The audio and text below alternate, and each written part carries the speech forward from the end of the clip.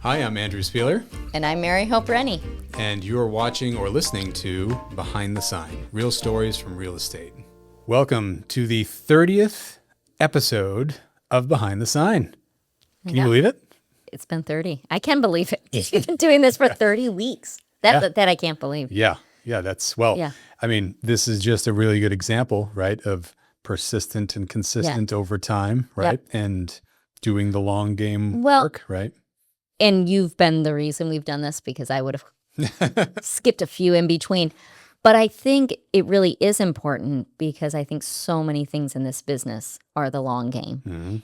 And you had a vision of this this whole podcast and what this could do. And I think looking back at 30 episodes of where we started out with the history of Metropolitan. We started about why get into real estate, like those very basic, to some amazing stories of agents really working hard to make this happen. Yeah. I think that's the biggest thing. Yeah. Well, it's funny because it's like Behind the Sign, the idea for the title, right, was showing sort of the inner workings of the industry. Right.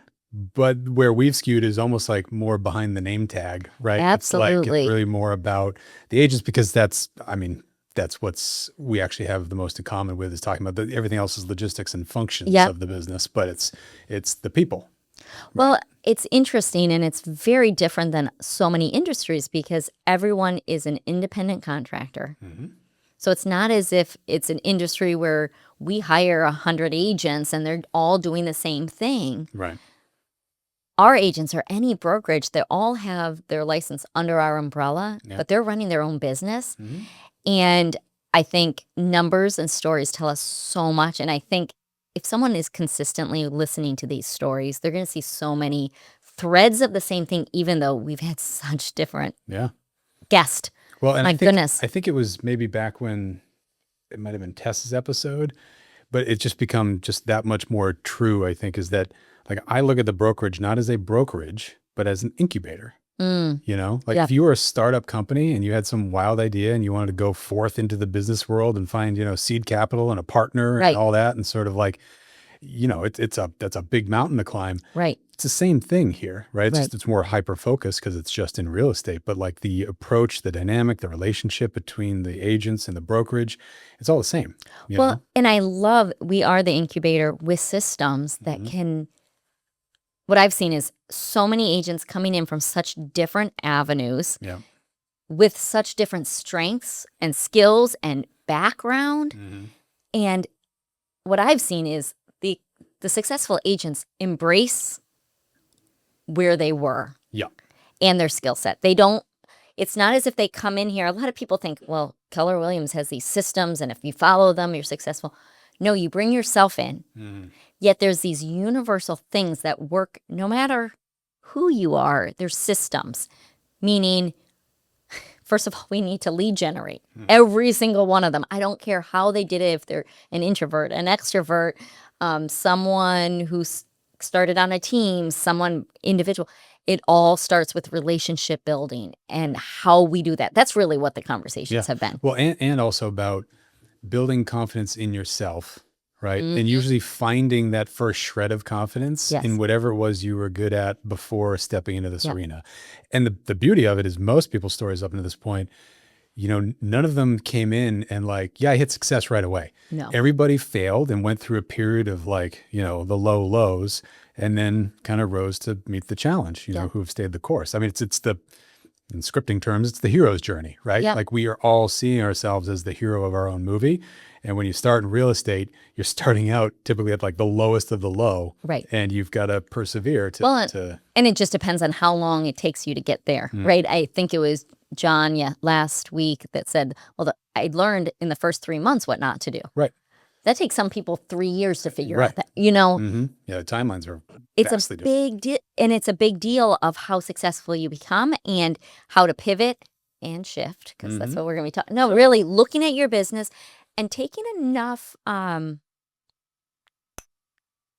personal ownership out of it and looking at it objectively as a business. I think that's the other part. It's such a personal business for us. Yeah. These are people we know. This is our baby. So many of us, we started from the ground up. This is our baby. Mhm. And we can get discouraged that way because then if we're not doing well, this is our baby You and we're take it on and we yourself. failed. Pick yourself up. And if we're doing really well, this is our baby and we can't leverage anything because we don't think anybody else can do it as well as us. Mhm.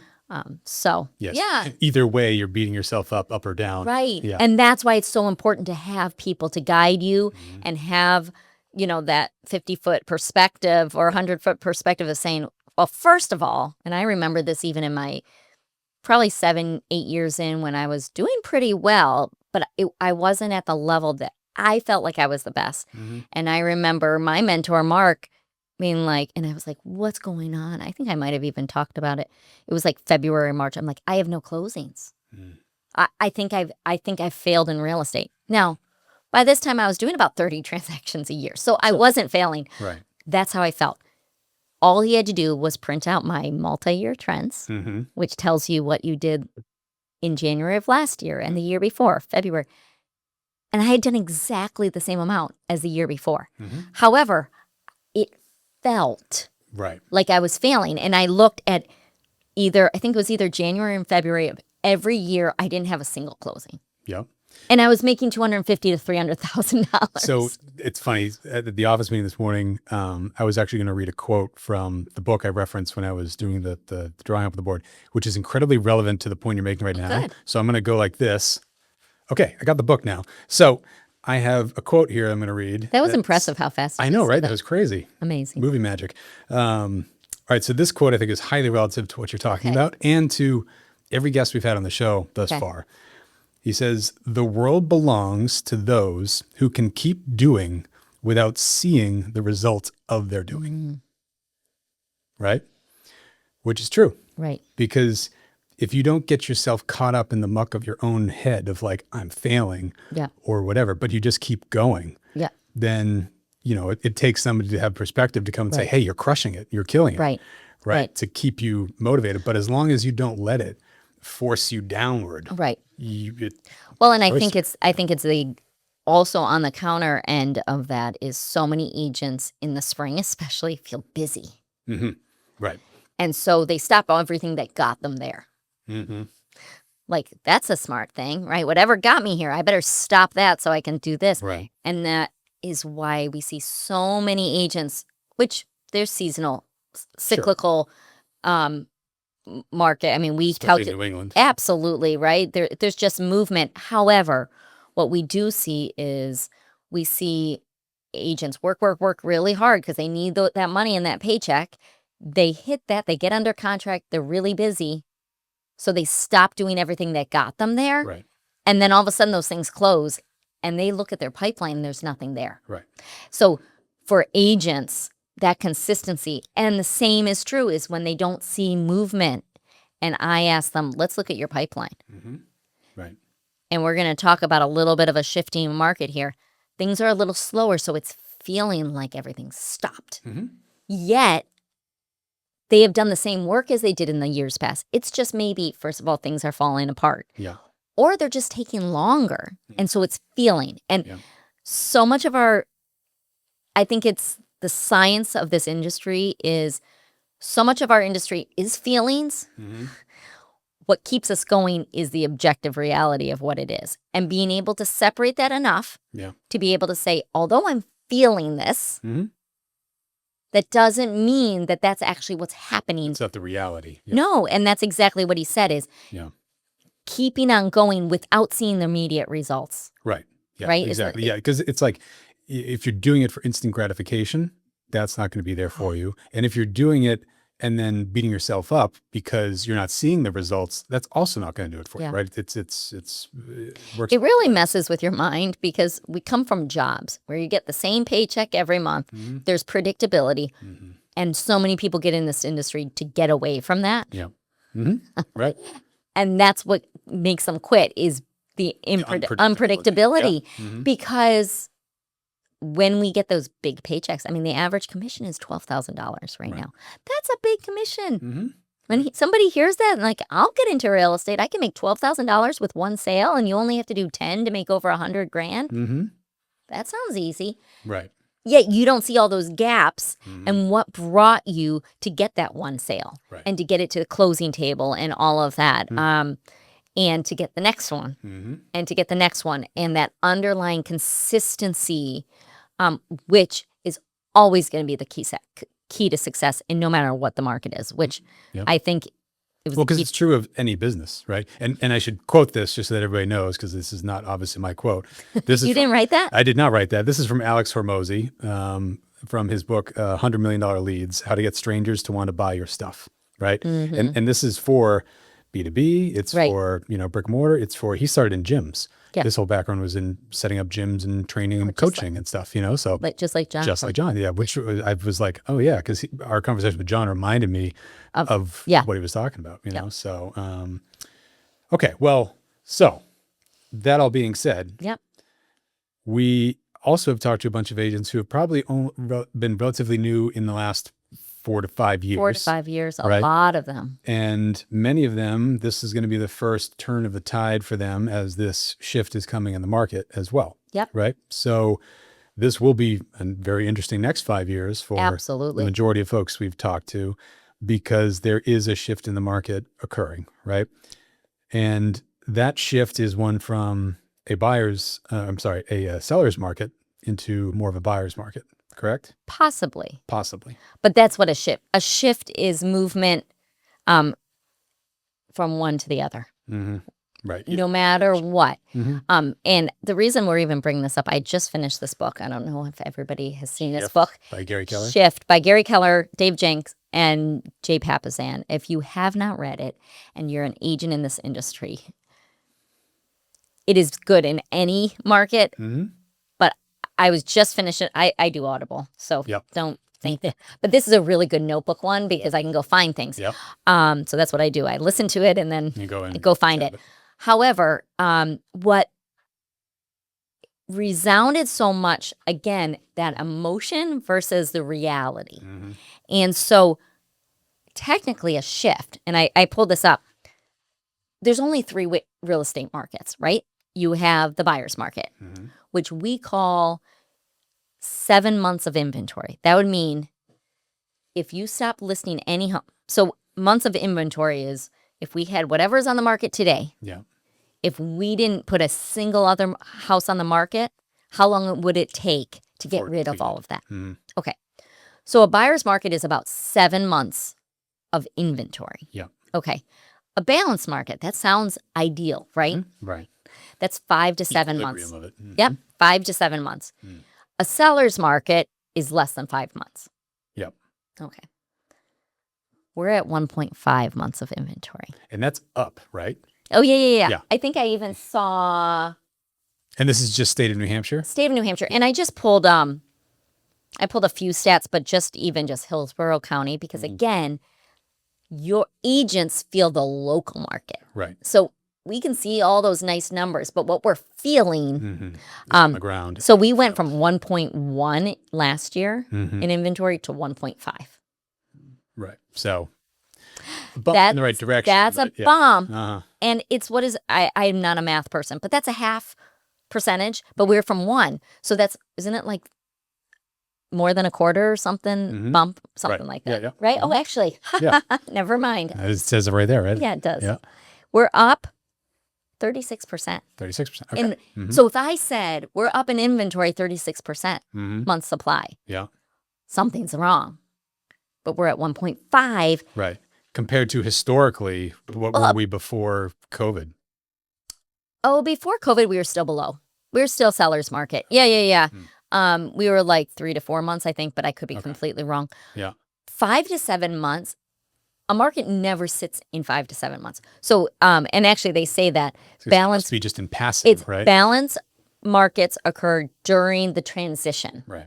between markets and rarely last for long. So you're really between one or the other. Right. However, again, what we're seeing is we were at such an extreme of lack of inventory, low interest rates. I mean, and this has been going on. And we haven't, again, I'm not a full numbers person.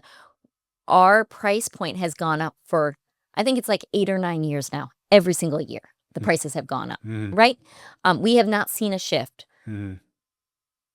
since 2009, Wow. 2010. That's 15 years actually, Yeah. right? So, and I can say that because I got into the market on 2009. The shift really, the crash happened in 07, 08. Yeah. So by 09, the foreclosures had come, the short sales, Right. and there were a lot of elements that brought it crashing down. Mhm. I can't see that happening anytime, right?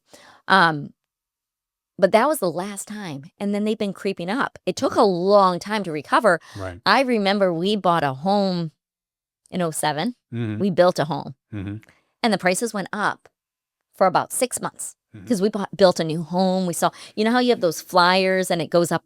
Yes, we made 25,000. The same house sold for 25,000. Mhm. We saw that for about 6 months. And then all of a sudden, and it took us 10 years to sell the house for the same price we bought it. Wow. Yeah, that's sad. So there's the upward trend from the lowest of Yep. lows with the crash, and then all of a sudden, the last 5 years, it was this Yep. spike. Because right? we That- sold that 8 years ago. Mhm. Now that house is almost, it has probably had $100,000 of value just in the last 5 years. Right. So when we say a shifting market, there's a movement from what we would call a seller's market to a buyer's market, buyer's market. And like I said, it's going to take a while. However, we're looking at the whole United States. There are areas of the U.S. that have already hit that 6 to 7 month mark. I think in Florida, specific areas, I think they really focus on Naples and Fort Myers. Mhm. Arizona is another one. Outskirts of Seattle is another one. Hmm. There was another one I can't remember. Nevada, Texas. Yeah, yep. Las Vegas is the other one. Yep. Yep. Mhm. Austin, Texas also. Now, our headquarters are in Austin, Texas. But they went, and I wish I brought my notes. They went from, I think, 1,700 homes on the market in Austin. And again, I could be off by 1,000. 1,700 to 12,000 homes Whoa. When? in the last 2 years. 2 years ago, they had 1,700, right around that. It was in that mark, Uh-huh. and now it's in the tens of thousands. Now, is that because there's also been sort of just a spike in Austin specifically with like a big move during COVID? Yeah, And more probably. built Well, and that's to, with like- all of these, but Yeah. these markets that I'm mentioning do have bigger up and down. We even in the 2009, we crashed. Nothing. Wasn't it? No, you didn't lose half your value of your home, Right. right? Mhm. So we are seeing shifting markets, and I was just at a training, and we are a little insulated here. Mhm. I think we are, and I don't think we're going to get. I've been saying I don't think we're going to have a crash of any sort. However, there is definitely something coming, Mhm. and we can't. And as agents, we can't pretend because things are going well for us right now. Right. That's not going to happen. Mhm. The first thing that happens in a shifting market Yeah. is that from a seller's to a buyer, right? Is that you have less multiple offers. Do you So think fewer offers coming in the? fewer offers and, Mhm. and maybe even homes sitting on the market a little longer? Mhm. Do you think, have we seen that Yep. a bit? Yeah. Yeah. Right? Oh, yeah. I mean, we just had an offer. Our team listed something that had 16 off, or we put an offer in for, and there were 16 offers. Mhm. And we've had also some of our own homes sitting for 6 months. Right. Yeah. Because they're niche markets and things like Yeah. that. And price points, obviously, right, are having a big impact. 'Cause Absolutely. It's like, I mean, at least what I'm noticing is that if it's in the, 800,000 and up range, it's been having. It feels like it's been a bit of a slowdown since, I don't know, February, March, right, in that price category. In those sort of over the- in those the- higher ones, now we're seeing a slowdown and kind of all over the place. You can't even put a number on it, or it's kind of like, is this gonna? Sorta. Yeah, and there's always, no matter if there's a shifting market, there's going to be homes on the market that are going to get multiple offers. Sure. Yeah. If they're priced right, if they're what the buyers need, Right. there's different niche markets. Well, because for there's always that. going to be isolated homes that don't, conform to the overall average. And there's always graph, going to be right? homes, even in a seller's market, like new build and Mhm. unique homes, high end homes. The reason those take a little longer usually is high end homes are very particular to the person who built it. Right. And so you have to love the teal green Mm-hmm. that they Yeah. put on all the walls that you'd have to chisel off, right? Like that kind of stuff. Right. So, right. but I want to go back to this idea of the feeling of the market. Mm-hmm. Because when I say there's 1.5 months all day, the agents say, but I don't feel that. Right. So what it is. So when I was reading this or listening to it, I want to read something because I thought, I'm just going to note your glasses match your dress today. well, I really Is that try hard. But intentional? thank you. No? Wow. Okay. I had 2 options and I went with the ones closest. And yeah, the idea that I have to be wearing glasses is a whole different story. I can get mine out if you make. Yeah, no. So, okay, this is where it is. Okay. Why does the shift to a buyer's market create pain? So moving from a seller's to buyers. 2 reasons. First, it leads to fewer sales and less available sales income in your market, right? So fewer sales and less available sales income in your market. That hurts. Mhm. That hurts agents. Sure. Second, it tends to be abrupt and precipitous. The misleading aspect of an economic shift is that it seems relatively natural and gradual Until it's not. when it's looked at nationally. Mm. When experienced locally, it is usually dramatic and fast. So the national perspective rarely, if ever, matches the local experience. So the hard truth is local market shifts are seldom slow and local landings are almost never soft. I thought that was fascinating because Yeah. even if the numbers say that it's soft landing, Right. if we just like in the big picture, if we're seeing this, Mm-hmm.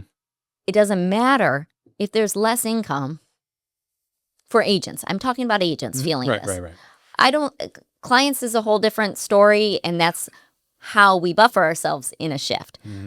But agents feel it because if you are an agent who does 10 transactions a year, and then you do 9 transactions a year, and your average commission is $12,000, you've just had a $12,000 drop in your income. Yeah. Mm-hmm. That changes your life. Mm-hmm. Yeah. That changes your lifestyle. So I think, and again, I'm not sure if we brought this up in another episode, but someone gave me the description. I thought this was wonderful. We have been on such a fast-paced market, Mm-hmm. like crazy, stupid fast, Yeah. where we didn't even have to pull out any skills. We put a sign, I think we have mentioned, you put a sign and it sells. Right. It doesn't matter what it was listed for. There's no inspections, Yeah. cash offers only, Right. all of the silly stuff, right? I call it silly Yeah. because that's not even real estate. No, it's So we've been let's pretend we're going 100 miles per hour on this, the crazy train. Yeah. the crazy train, but on the highway. Okay. 100 is way too fast and dangerous. Yeah. But we're going 100. Once you start going at 100 miles per hour for, let's say, 5 to 10 minutes, you don't feel like it's really fast Right. because you get used to it. Yeah.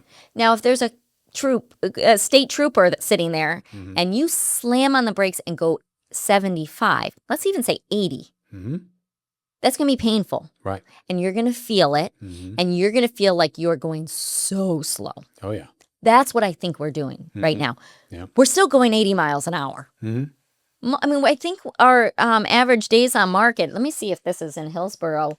And this is for month of June. Is that right? Yeah, this is month of June because we're not end of July. Right. Okay, days on market until sale, until under contract, 14. And it was 13 last year in June. Wow. Yeah. It's not really a change. Right. Other places have seen a significant change, and some haven't. I think Merrimack County has not even seen as much shift as Hillsborough. That doesn't seem like a big change, and it's like, what? And we would argue last year it was 13 days. Most everything sold in 3 days. Right. We're putting everything perspective of all the new build, all the multi-million. Right. This is the average days on market. Right. But I do feel like the thing when we feel a drastic change, even if in the big perspective it doesn't seem like it logically, our emotions are going to take control and we're going to panic. And if we are not aware of that as agents, we're going to then express that to our clients. And clients are also hearing a whole different story. Of course, right. They're seeing the national numbers and Yeah, they're seeing the Naples and Fort Myers, right. which talk about it. You shouldn't be listening to me. I just bought a home south of Fort Myers, and investment property, so that I could lose money on it. Yep. No, Yeah. because you don't know when the top is the top, Right. right? Yeah. Now looking back, that was the top last summer Mhm. when I bought. Yep. There you go. No, and an investment is investment, and you just hold it long enough, and it's going to make me money. Yep. 100%. So it's perspective, but again, interest rates. We were looking at 3%, which was crazy, silly, free money, till now 7%. More than double. Yeah. Yeah. And we've had 18% in history, Mhm. but 7% Right. because it's more than double. Do you see how that? Yeah. We're not going to ever go back to 3%. Not for a long time. No. So where is that number that we're comfortable with? Mm-hmm. Who knows? So I think agents recognizing the feelings of a shift Mm-hmm. and accepting, and I just talked even about the multiple offers. The second thing that you see in a shifting market is concessions, seller concessions. Yeah. I don't know if you know what that means or. Sure, that's the seller sort of like saying, yeah, okay, we'll cover the cost of XYZ if Yeah. the buyer, requests after an inspection that something's Yeah. repaired or something Yeah. like that, right? Yeah. Mhm. So it could be anything. It could be closing costs. Mm-hmm. Sure. We are getting buyers to get closing costs covered on some homes. If you're the only offer, Right. and if the house is at 400,000 and you want, the seller is willing to go down $10,000, well, what if you could have the seller cover $10,000 in closing costs? Mm-hmm. Because $10,000 on a 30-year mortgage is going to be a lot. You're not going to feel it as much as $10,000 out of your pocket. Right. Without multiple offers, you can start doing that. Mm-hmm. So we are seeing that. We're seeing a lot more houses being able to have home inspections. Yep. Again, we're still seeing multiple offers, and not everybody can do it. Yeah. Again, there's these expectations. Mm-hmm. I think for agents to be able to explain, this might be happening. Mm-hmm. Yeah. Now, if they're in the 400 range, Sure. that's probably not going to be happening as much. But the very fact that sellers have to have concessions is the second level of a shift, Mm-hmm. which these big markets, Austin, Naples, Las Vegas, they've already seen all this happen within probably the first a year ago. Right. So we're just the trail. We're tail- trailing, and we might not be feeling it as strongly. Mhm. And then the third is price reduction. And we have not seen that. Now we're seeing price specific homes lower their prices. Sure. Yeah. The average prom has actually gone up still. Really. So we're at, That's so counterintuitive. Just because it's like, for so many years you've just seen these home prices, and I feel like I just started seeing price improvements there's so everywhere in the last 6-7 months now. compared to what we saw, Right. when we see any price improvements, we're like, what's wrong? Mm-hmm. However, what happened is when you've been in such a seller's market for so long, the sellers Mm-hmm. used to be able to say, I want to sell for this price, list it, and then you had 5 offers at 60,000 over and and all the appraisal gaps. Right. They're still in that mindset. Right. So They're not caught up with the reality of the interest rates Right. coming back up. Right. So they might be saying, well, my neighbor sold for 700 6 months ago, so we should at least be able to sell for 750. Guess what? You're probably going to be able to sell it for 700 Right. if your home is as nice as theirs. And if it's not, it's going to sell for 650. Right. Like that's how Mhm. it's not stupid anymore. Mhm. Yeah. No, it's Yeah. rational. Yeah. So, for example, in again, I'm just looking at Hillsborough, and actually, I think I have the entire state is right below it. But in Hillsborough County, last year's year to date, average sales price was $540,000. Okay. That's the average home sold for $540. Mhm. This year, $550 in Hillsborough County, Mhm. And that's with more inventory as well. with more inventory Mhm. and with a slowdown. Right. Okay, so it's there. It'll be interesting to see what July's numbers are. However, again, even if we go to an average sales price of $545 next month, Mm-hmm. we were at $540 last year. And that was in June. I think it was closer to $500 at the beginning of the year last year. Does that make sense? So Right, we're just, right. we're not dropping in sales, in our, whoops, there we go. Our median sales price is still up 2% year to date. So just as perspective, I think it was from 2020 to 21 or 21 to 22. I can't remember. I just clearly remember the average sales price in the state of New Hampshire went up 25%. Holy cow. 25%. That's a quarter of the price of your home. Right. Now, that's an average. Not all of them did Right. that. But you could feel that, right? Because it was chaos, right? It was chaos. Yeah. But do you see we're still going up, but it's only at 2%. Do you see Right. how it feels like The a rate slowdown? slowing, which makes it feel like it's slowing, but it's just sort of a slowing down of the brakes to get back to 80 Yeah. as opposed to a hard brake hit that Yep. it sounds like other territories are experiencing because they're at higher levels and everything, but because we're in sort of a modest, more consistent. Yeah, an insulated market a little bit. I mean, we have seasons. Right. We have lakes, mountains. So that Ocean. so that's a question, right? So typically in July, going into the summer, is there usually a bit of a just natural kind of slowdown because it is summer months and people go away, and it's sort of like they're trying to take advantage of kids just got out of school. We're going to go do stuff, and then there's this little mad dash before school starts to suddenly kind of like do the things. And I might not be completely accurate. Again, some of my information is bigger perspective. Some is just my real estate industry for 16 years. May and June, big months of closings, especially June, right? Right after the kids get out of school. July is a little quieter for closings. And then August, they want to get in before the school year starts. Right. Yeah. Those are but then August, under contracts, slow down. Because people are busy with getting ready for Getting school. ready for back to school. Right. And they're like, well, wait. It's kind of like November and December, things move all the time. People slow down, and then January 1 comes in and everybody wants to list their house. What changed? Well, it's just because I didn't want to think about it during the holidays and all of that. Yeah. So there is the science. There is going to be that. But I think what happened in the last 5 years, specifically 2020 to 23 especially, no matter if you're a good agent, I don't want to call anybody a bad agent, a skilled agent, But they are out there. There are bad agents out there. There are. But seasoned agents, experienced agents versus those who do not have the skill base, you could still make money in this market. Right. Now, if you're a buyer's agent, it was a little frustrating, but you just keep on upping that price point and people could make money. What we're seeing now, and this is where I'm a little concerned for agents. What we're seeing is experienced agents are closing most of the deals right now. Right. And so you ask, why is that? Well, now you need negotiation. You need to take out emotions out of it. Yeah. Experience with this process. Experience with dealing with the negotiations. Experience with doing appraisals and dealing with, I think we've talked about, dealing with other co-brokes and being able to come together. We're seeing a lot of agents that never had to hardly talk to the other agent. They never met them until the closing table if they saw them because a lot of their clients were remote.